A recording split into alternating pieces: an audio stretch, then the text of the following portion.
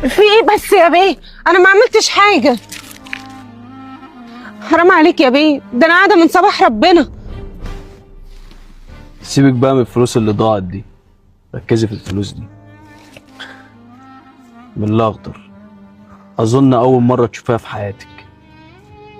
هديك اضعاف الفلوس دي، بس المقابل انك تسمعي كلامي وتيجي معايا. موافقه. يلا.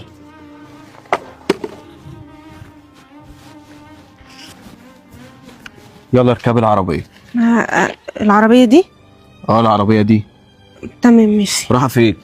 هركب هنا قدام. لا، اركبي ورا. انا مستحمل ريحتك بالعافيه وانا ماشي جنبك، هتركبي جنبي كمان؟ يلا اركبي ورا يا بت. القرف ده.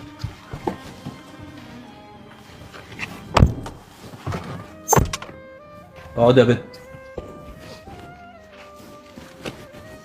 اسمك ايه يا بت؟ اسمي ندى. اتعد لي طيب.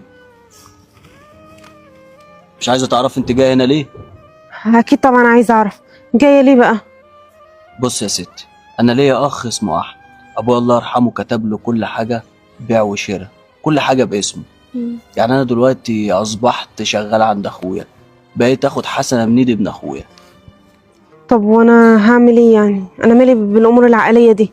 بص بقى يا ندى، انت هتسستميه وتهندليه ويكتب لك كل حاجه باسمك. هيكتب لي انا كل حاجه باسمي؟ ده ازاي ده بقى؟ انت وشطارتك بقى، اول ما تشوفيه هتقدري تعملي كده. بس انت بس ايه، توافقي. تاخدي كمان ندى، تبان عليكي ماديه وسكتك سكه فلوس. اخد كام؟ اه، يعني 50,000 جنيه مثلا. حلوه 50,000 دي. هديك 10 مليون 10 مليون جنيه؟ دولار. ايه؟